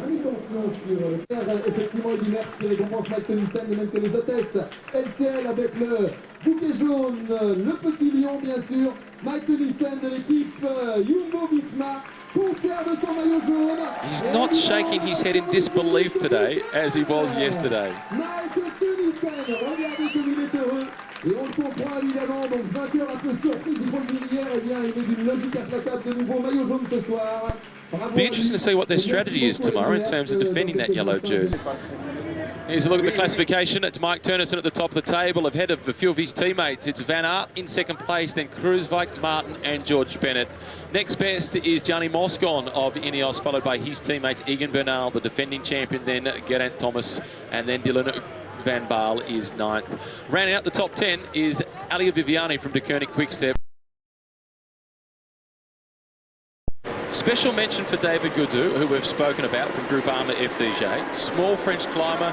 He stayed with that team all the way up until his fall at 400 metres to go, and they finished a really credible 8th. But the unsung heroes yesterday, and the big surprise packet, without question in my opinion, Katusha Alpecin in 5th.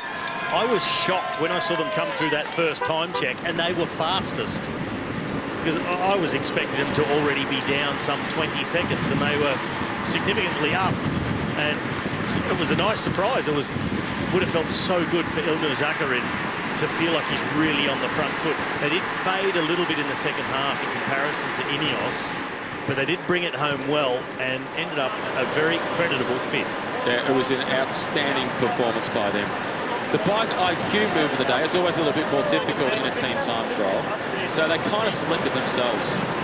The team management at Jumbo-Visma to win by 20 seconds, and the amount of work that they put in to get that victory with all the aerodynamics testing, the training out at airfields as well, they knocked it out of the ballpark.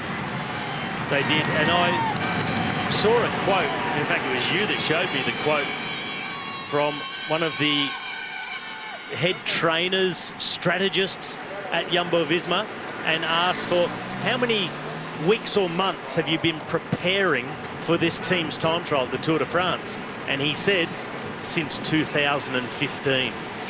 Great response, wasn't it? As they make their way past the Église de Saint-Martin, an old fortified church from the 18th century. It is listed as one of the 270 monuments on the Heritage in Danger. The Heritage in Danger was a heritage foundation that was created back by law of the French government on the 2nd of July 1996. It started as a private, independent, non-for-profit organisation assigned to look after much of the French heritage. But fairly recently, FDJ, Francis de Jeu, the local lottery in France, it has put aside a bunch of money to go towards supporting that foundation. And just last year, it dished out the first set of money to support looking after some of the buildings such as that one, the Église de Saint-Martin. Still, Tony Martin and Kasper Asgreen just having a little chat about who's going to do what and how hard they're going to do it. Asgreen seemingly saying, oh, this is under control. Down to 5 minutes now. We can maybe just ease it off a little, not ride quite so hard. And since the appearance of Asgreen at the front, they've taken around 1:20 away from our 5 breakaway riders.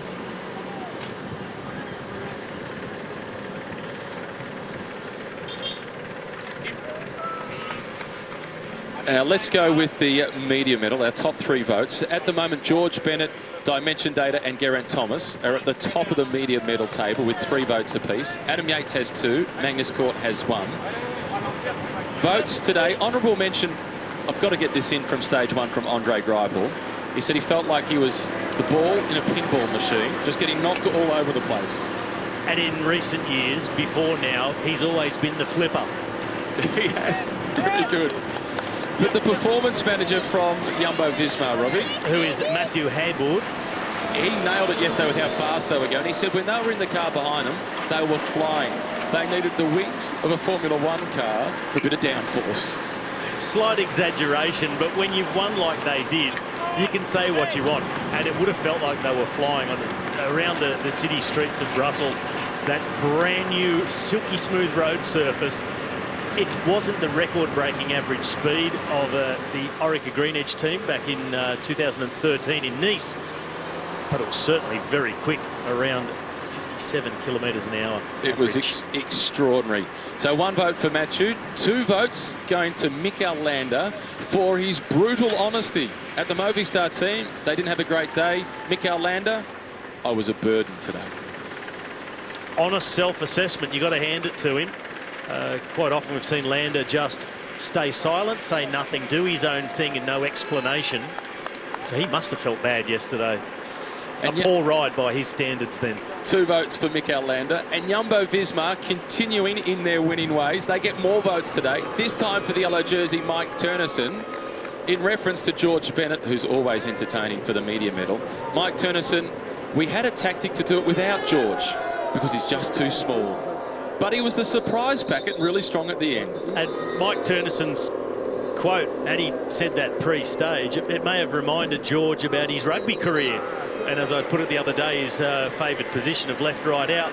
Well, he stepped up yesterday and essentially run the length of the field and scored a try. Because he had a fantastic ride, George Bennett. And I was really surprised to still see him there. He was probably surprised to see himself there. And I'll bet Mike Turnison was surprised to see him as well. But he did some really good turns too. And there is Mike Turnison in the yellow jersey. He also gets an extra special mention. And this contributed to his 3 votes today for the Tour Media Medal. He was asked yesterday a question about sleeping, etc. He said, I did not wake up this morning because I could not sleep last night. And fair enough, the yellow dream. Just too excited to get a proper night's rest, but he thrived on it. Turns out sleep is overrated. Maybe for one night. You wouldn't want to try it for too many in the Tour de France. As we look at the breakaway group of 5, back down to 5 minutes and 22 seconds, there was a study done by the Australian Institute of Sport on sleep. And if it's a one-day event, one bad night's sleep before doesn't have any significant impact on your performance. But multiple days, yes, it will. It's the week leading up, as long as you're getting good sleep and good rest in the week leading up. Don't panic about getting a bad night's sleep the day before the competition. It's not going to have too much of an impact.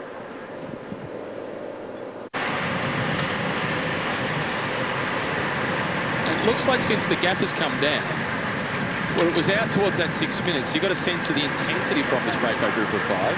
As we look at Johan Alfredo at the rear of the group, number 196. The body language is a little bit softer. It's a little more dejected, as if the odds are now against us once again. Well, the odds really against them now, down to 4.14. So the injection of pace from Kasper Asgreen really doing the trick to settle the nerves of anyone concerned about it blowing out too far. Tony Martin has put himself back up to the front. He's sitting there in second position. This is the 26-year-old Dutchman, Mike Turnison. He's got yellow gloves, yellow handlebar tape, and yellow socks. Hasn't gone the full yellow. He's got the yellow buckles. Glasses. Yellow buckles on the shoes as well. On the topic of socks, did you see some of the footage of the UCI measuring sock height on riders yesterday? I did. As one of the regulations of the sport, the socks can't be too high. It's not even close to being one of the most important things that needs to be looked at within cycling. It's not in the top 10. It was farcical. It's not in the top 100. But what they are doing, especially when it comes to the time trials, they're controlling the height of those socks, a bit like Tim Wellens is wearing here. And depending on the length of your leg, it's only allowed to be at the midpoint, as they're 500 metres from the sprint. But in the time trial, they wear a sock that's got a profile contoured in the material, which improves aerodynamics. So you can't wear one of those up to your knee because it's an aerodynamic advantage. So that's why they were doing it on that day specifically. This is Stefan Rosetto at the front. Looks like he might be keen to get across the line first. 300 metres to go. I'm curious to see whether this is any sort of a contest to try and take the points. Orsola is the rider that sits just behind him. The biggest hope for any of these guys to get on the podium this afternoon is for the most combative prize. Orsola does want it, so too does Rosetto, and just at the last moment, Johan Alfredo, it is Orsola who collects the points. They might, though, I just said that the only chance they've really got to be able to get on the podium is the most combative prize. They still have enough time up their sleeve potentially to get into those first couple of climbs and go for the King of the Mountains points that are on offer. Potentially, but they're still quite a long way away.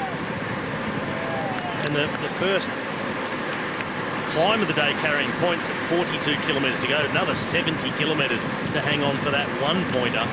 And then the Category 3 climbs, where they start from 29.5 kilometres to go, quickly followed at 25 to go, and 16 kilometres to go. I don't see them getting to any of those Cat 3s. I just think because the nerves are going to be on edge in the peloton, they're going to start already riding for position. They know that the road direction changes, which is going to put the wind in the flank, and they want to be in position for those climbs. I think it's just going to whittle away the lead way too quick. So at best, they may get to the Cat 4 and fight it out for 1 point. There is really not much on offer for them. Tim Wellens might be ruining his decision to go in the break now. He may also just think, I am a chance. I just need to get over those first two climbs. It will be tough. That was Andre Greipel, who we saw back in the cars amongst the convoy riding for the Arkea Samsic team. White jersey for the best young rider that has been worn by Wout van Aert. The green jersey for the points classification. Today it's been worn by Peter Sagan, but the actual leader is Mike Turnison. The pink colours on the right-hand side of the screen, Education First, coming towards the front, making sure Rigoberto Urán is well placed. Coming up towards the intermediate sprint, they just don't want to get caught behind any trouble. He's been relaxed all day long down at the back of the peloton. The first of the riders in the pink colours is the former Dutch national champion, Sebastian Langeveld. The red colours of Sunweb off to the right, the team of Michael Matthews. It's one of those intermediate sprints, 6th place is up for grabs, so not a whole lot of points. But Michael Matthews, as he did on stage 1, would like to collect points without spending energy. Not a whole lot of points on offer. You don't want to waste energy, but you definitely want the points. You just got to see what the others are doing. Almost a gentleman's agreement to not buckle each other. But if you're prepared to just give that little bit more, there is the reward.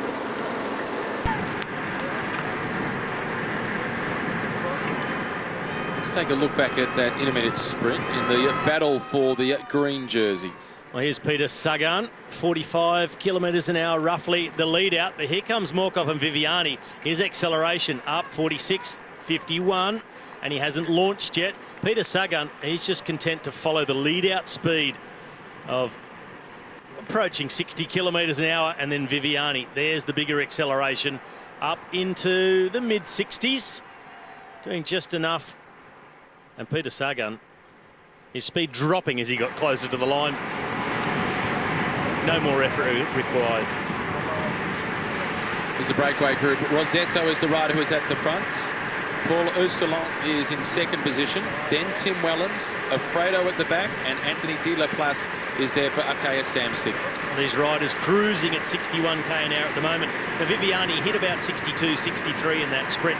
To put that into context, there was a little tiny bit of a drag. It was just a false flat up, but put a bunch sprint finish there for the stage win. We're seeing 69, 70 kilometres an hour. This is Johan Alfredo. Third year in a row making an appearance at the Tour with the Wanty Group Goubert squad. Anthony de la Place in his 8th appearance at the Tour. First rode in 2011 when he was the youngest rider in the race. Jasper Philipsen is the youngest rider in the race this year, 21-year-old riding for UAE Emirates. He's Confirmation of the results across the line. Ursulon getting the points. Viviani collecting 10. Then Sagan, followed by Colbrelli. Matthews in 9th position with 7 points. Then Pasquelin from Montegroup Goubert.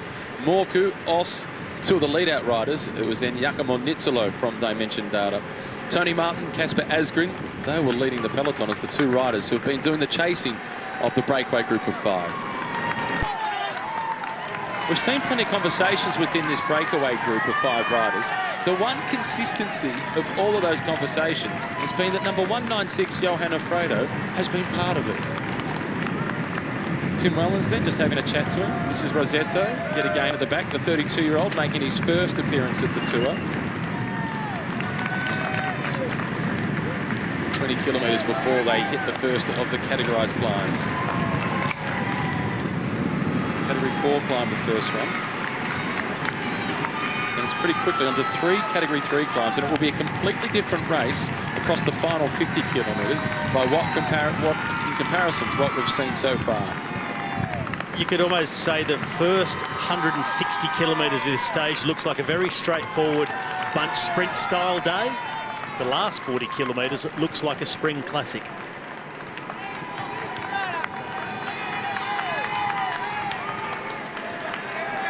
Bidons on offer for riders in this front group, but they've been easily serviced by the team cars following them. Again, it's Johan Alfredo, big long turn on the front, hands draped over the bars in that time trial position. So the top figure is for the breakaway group, the bottom for the main peloton. That is a significant difference over a 7 kilometre period. And how quickly that breakaway can be reeled back in. Well, that's reflected in that time gap. Went from 3 minutes and 15 down to about a minute and a half. It's just drifted back up slightly now towards the 2-minute mark, wide across the road. But this is not because they're going slow, it's because they're starting to try and get in position for what's to come. Starting to get a little bit nervous. The first climb of the day in around 10 kilometres from now. But Tony Martin in the yellow and black colours is still right in the middle. The white colours there of the Argentinian national champion, that is Max Richesi. Simon Clark, number 93, still looking pretty relaxed at the back of the peloton with 62 kilometres remaining. But I think he'll play an important role just a little bit later in this stage when we get to that hilly section with the Category 3s. We would expect to see him side by side with Rigoberto Urán, also looking after Michael Woods and Alberto Bettiol. At the left-hand side of the screen, left-hand side of the road, the red colours with the white stripe, the Sunweb team, they're trying to make sure not just Michael Matthews is near the front, but also Wilco Kelderman. He's their hope for a good position overall by the time this race reaches Paris. Big fall back in the peloton. This is down towards the rear of the group. Simon Geschke has been caught up. So too is Ben King. He's the rider in the Dimension Data colours. Just a squeeze as they come into that corner and just traffic jam, very low speed fall. That's a good dismount for the Sunweb rider. I need to know who that was. Managed to land on his feet. And I think it might have been Michael Schaar, the man from CCC, who went down. So just very narrow, and you can't fit that many riders in a gap that wide. Paddy Bevan, in fact, who's gone down. Well, he was one. There were a couple from CCC having Simon trouble. Geschke was stopped. This is a mechanical problem as well for Paddy Bevan. He was so unlucky this year not to win the Tour Down Under.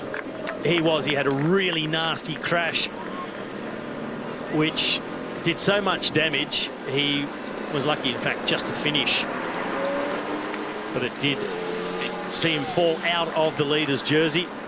But in this situation, I'm not sure it was Paddy Bevan who fell down, but when that sort of incident happens, you get riders just running into each other, and he probably got a front wheel against the derailleur. And that can pretty quickly bend the tip which the derailleur is screwed onto. They're quite fragile, in fact.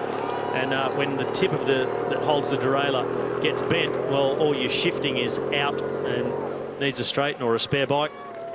He's very tough, Paddy Bevan, and we've arrived. More evidence of it. The Vineyards away. Epernay is in the distance. Champagne for the winner. What about the commentators? La Montagne de Reims. And this will be the site over the last 40 to 50 kilometres of racing the flanks of the Rangers covered in grapevines. And this is where that most beautiful bubbly liquid comes from. Most of this will be Chardonnay, Pinot Noir, Pinot Meunier. It's advertising like this that doesn't require any text or voiceover to sell holiday packages. It really didn't look like him. No. Must have had his shoulders puffed out. Had the bread loaves underneath the arms. Oh, well, Never he's mind. back. There, He's 45 back. seconds the gap for Tim Wellens over what was left of the breakaway at the other 4 riders.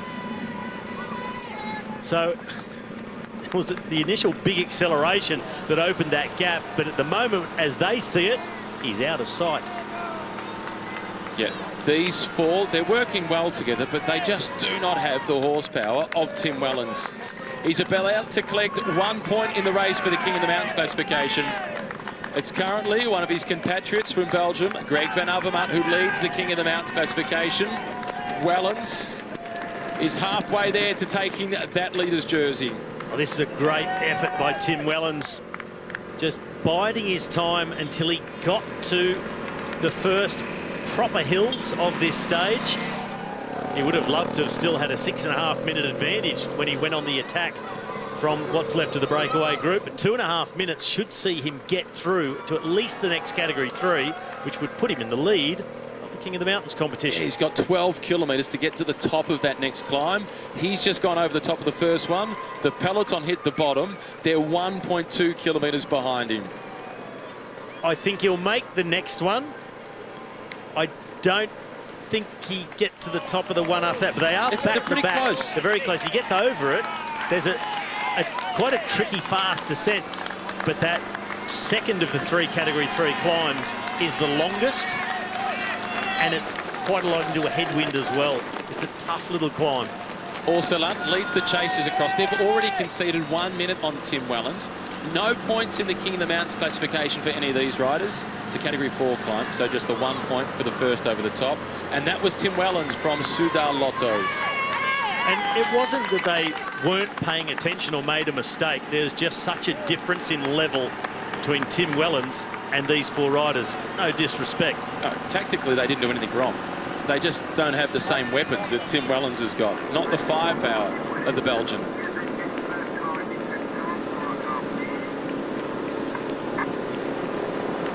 Back of the peloton, number 164, that is Thomas De Gendt. He's in familiar position for him. So too is number 203. This is Steve Cummings, one of the first riders to be dropped.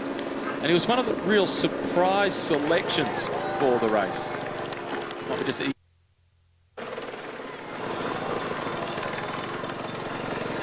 I'm not so sure about that. I think staying at the front, putting a good show, supporting teammates, but I know he sometimes gets over some really tough courses. Like we spoke about his win at the top of Hatterdam in the Dubai Tour, but there's more climbs. And for Australian, New Zealand viewers familiar with the Tour Down Under, I'd say the middle Category 3 is something comparable to Willunga Hill.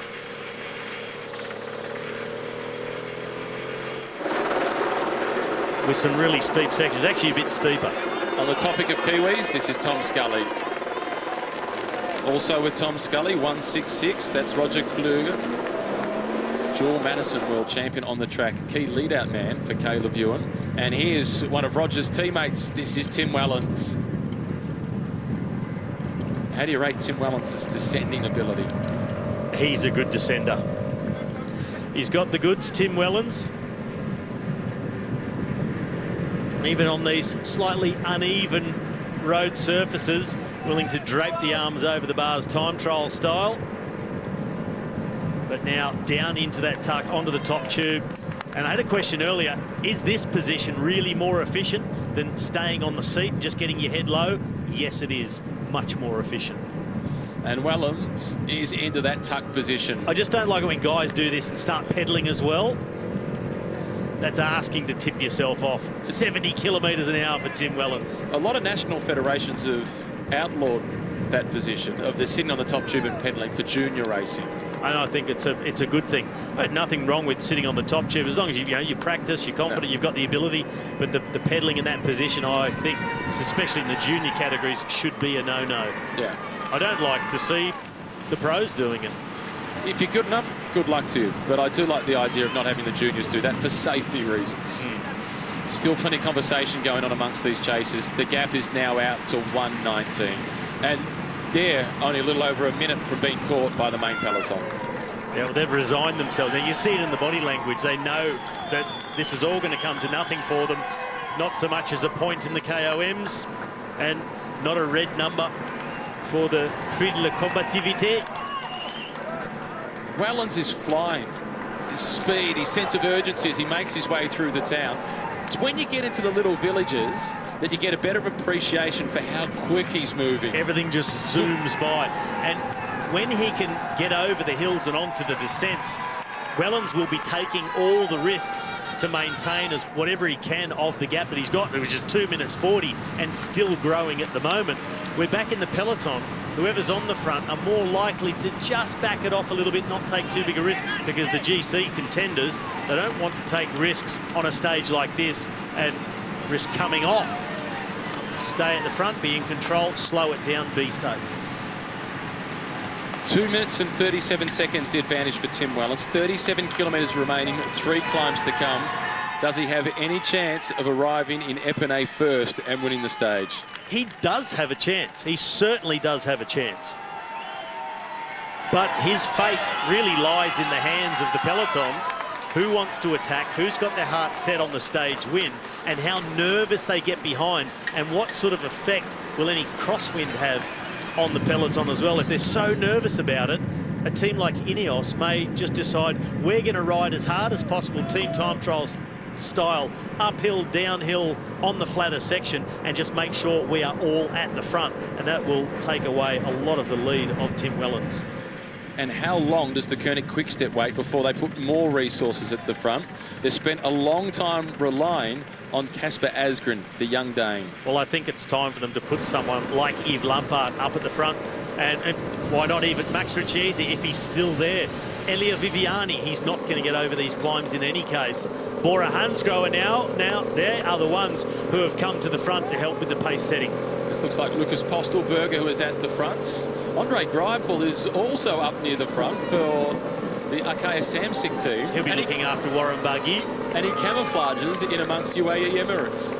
That's on the left-hand side of the screen. He's just taken a look over his shoulder, I'd imagine looking for the French champions jersey of Barguil. And for the Jumbo-Visma team, you can see the Norwegian champion with the red, white and blue colours on.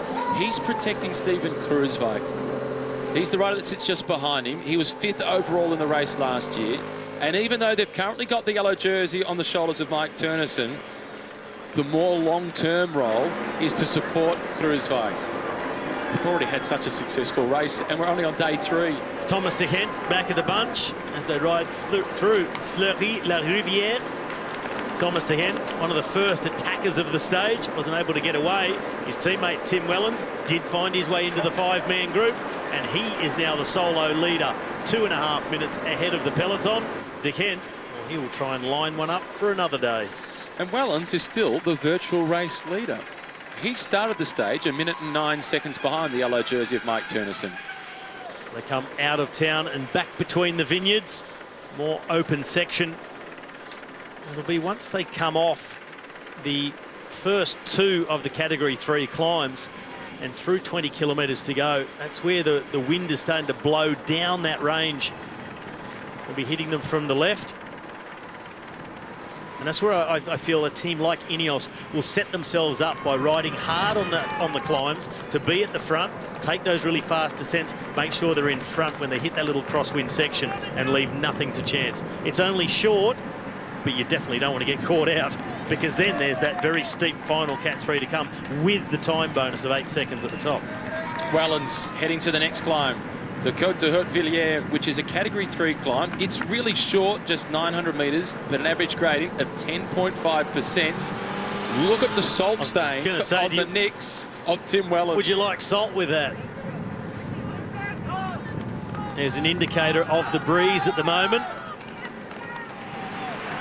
And that's pretty much going to be the direction every time they swing out of the hills. Because they're now riding in a direction from west to east, rather. If Wellens can survive another 8 kilometres, he will take the lead in the King of the Mounts classification. Yep. And 2:25, he'll make it. He will make it, and he will be in a polka dot jersey with a red number on it tomorrow. That's a good reward. He wants the stage victory. He's not just thinking about the King of the Mountains jersey, I'm sure. No. He is thinking about the stage. He'll definitely take those and be really pleased with himself, but he's riding at the moment, not with that thought in his head, just seeing if he can stay away and pull the wool over the eyes of this bunch. And it won't be, well, it won't be tricking them. It'll just be an incredibly strong ride if he can possibly hang on. Given this next climb is short but really steep, with average gradients of more than 10%, is that where we see the first real flurry of activity from the peloton? I think we see a race in the peloton to get to the foot, get position, and then ease off, block the road, ride their tempo to the top, then line it out down the descent, and whoever's at the front will be in a controlling position, get on the front of the next climb, same thing. After that one, there's an opportunity, if you've got your whole team at the front, to just put some pressure on, maybe catch some guys out in that little bit of crosswind and make them chase really hard before they get to the final Category 3 climb. And that's where we could really see some gaps open up, and it's a fast and technical run to the finish. The Bidden, he doesn't need an extra gram on his bike. Race organisers, they are clearing out all the cars. The Côte de Moutonny, 900 metres, 12.12, that's the average. Time bonuses, 8 seconds for the first one over the top, 5 and 2 for the minor placings. Well, this is where they'll rip time out of him. He got the hand up again. Normally no feeding within the last 20 kilometres, so that request may just go unanswered. Otherwise, there'll be a penalty. You take a penalty if it was enough to enable him to get in a position to still win the stage. This is Dries Devenins in the blue colours of the Koenig Quick Step. They're looking after Julien Alaphilippe. Kwiatkowski. Always at the front when it matters. Kwiatkowski guiding his teammates for the moment, not in his wheel. So Thomas, Bernal, a little bit further back. Astana riding a good race for Jakob Fuglsang. And it's the top of this climb. It's important in so many ways, those bonus seconds, but also the tricky descent that comes after it. And once they're off the descent, the wind is again a factor. This is Izagirre at the back, number 16, Os. The engine has stopped.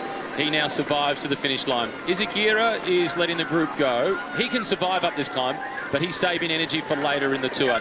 Devenins is making it difficult, trying to lay the foundations for a stage victory for Julien Alaphilippe. This is what Alaphilippe needs. He needs it to be really hard to burn the legs of the likes of Peter Sagan and Michael Matthews. So let Devenins really open the throttle with everything he's got.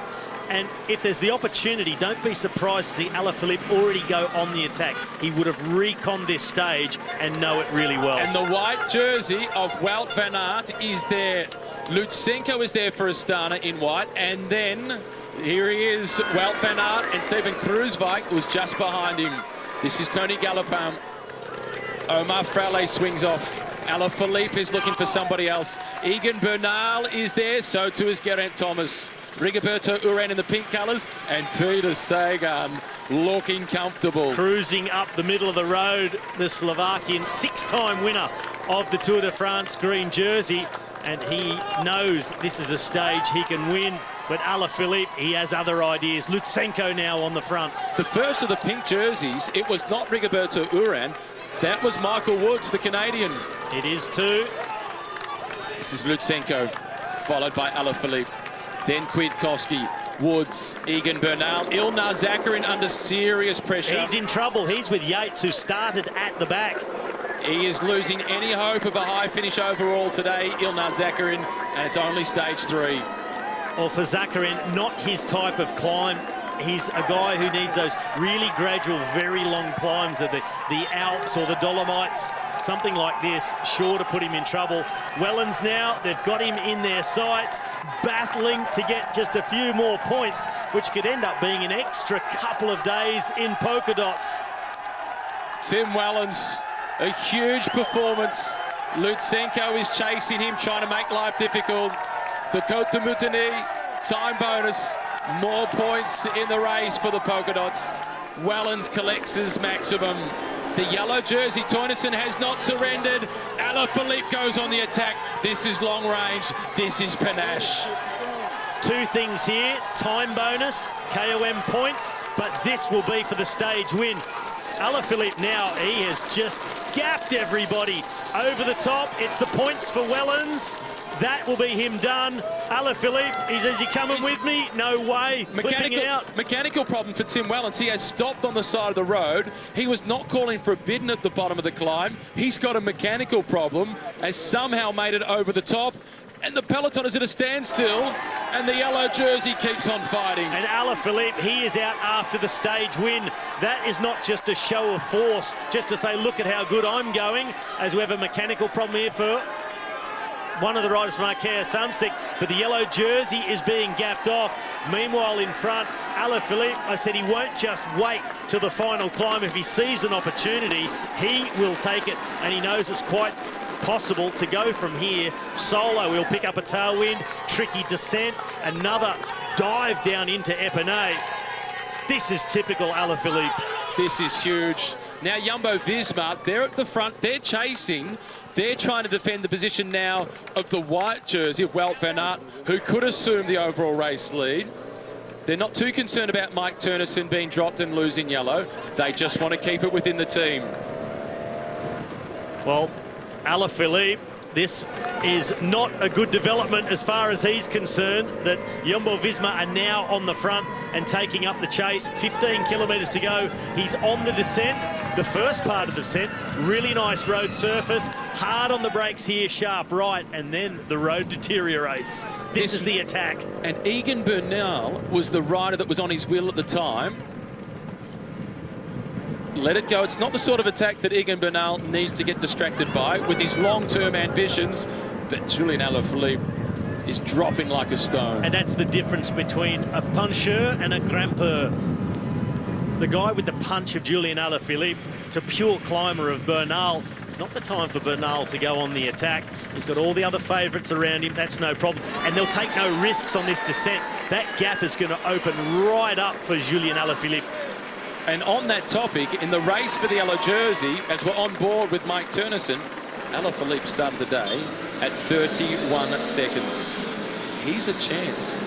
Time bonus. This is why I thought he would attack on the Côte de Mutiny stage win, and quite possibly yellow jersey. This is a section of road that could find itself in a Flemish Classic. Look at the surface. Look at the difficulty of swinging onto it and all the treachery that abounds. This grill on the right as well. There's things all over the place that could cause disaster for anyone in the peloton. If the riders from Jumbo-Visma don't finish inside the top three, Alaphilippe needs to win the stage by 16 seconds to be able to take the leader's jersey. This is Woods at the back, Landa, Schachmann, and Lutsenko at the front for Astana. So now at the top, and he will be loving this downhill because he'll be thinking, I can take a few more seconds back on this technical little section. Ineos at the front in the red and black colours. They're not concerned about chasing Alaphilippe. They're just protecting Egan Bernal and Geraint Thomas.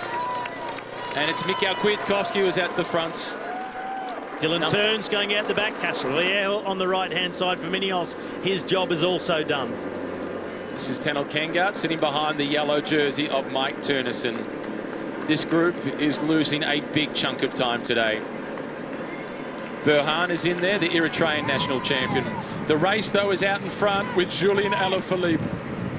And he is getting every little bit of aerodynamic advantage, and now it dips down and the speed goes up. Super narrow, but it opens up in just a moment. He's on the outskirts of town. Just to the right is the finish line, just around the block. He's got to come right down through town before he can tackle that final climb. At the top of that previous climb, it was 29 seconds. It's out to 35. He's taking all the risks. He's put the brakes away. He'll take many more risks than the team of Ineos looking after Geraint Thomas and Egan Bernal. He took a look back over the shoulder while Aero tucked at 70 kilometres an hour. Back onto the pedals for Alaphilippe, and he's added 6 seconds to his advantage. I don't think he can be caught now. You've nailed it with Ineos. They're riding at the front for safety, not for victory. Alaphilippe is chasing the win, and he's in the hunt for yellow. Well, for Julian Alaphilippe, technical downhills and corners are his friend. He's not going to lose anything there. Kwiatkowski on the front, he's great on the technical downhills, but he's got to ride to the skills of Thomas and Bernal. He's got to hold himself back. He's got plenty of experience. He's done it before. The first right-hand turn has been taken care of. A couple still to come before the drag up the Avenue de Champagne. That is 2 kilometres to go. He is in the centre of Epernay. A couple more corners, and then he'll take a right-hander onto the Avenue de Champagne. And from this point on, it is all uphill. It's only slight. It's a drag. He's not far away from the ceremonial cobblestones. Still Ineos at the front, and that is good news for Julian Alaphilippe. And Peter Sagan, Michael Matthews, they need someone to come to the front with a massive injection of pace. This is the turn. He is now on the Avenue de Champagne. You see the cobblestones. It drags uphill, back out of the saddle for Julian Alaphilippe, the fan favourite here in France. They are cheering madly for the man in blue. And he's still holding on to the virtual race lead by 17 seconds. Along this avenue, all the famous houses, the biggest names of Champagne, including Moët Chandon. He can see the kites. 1 kilometre remaining. A quick look across the shoulder. The tough part, though, that is still to come. The shake of the legs from Julian Alaphilippe. Alaphilippe takes the win, and he takes the maillot jaune. Incroyable from Julian Alaphilippe. And for perhaps he went too soon, he took the risk, because I'm convinced he would have won from this group. But Michael Matthews was good. Good He'll finish. Be frustrated. He'll be incredibly frustrated. Great ride by Michael Matthews, a really impressive sprint. But it doesn't matter, because all the big prizes had already been allocated to this man. And going into tomorrow, you said, well, Viviani saved himself today, rode economically, save his power. We'll see if we can get him up there for the win tomorrow.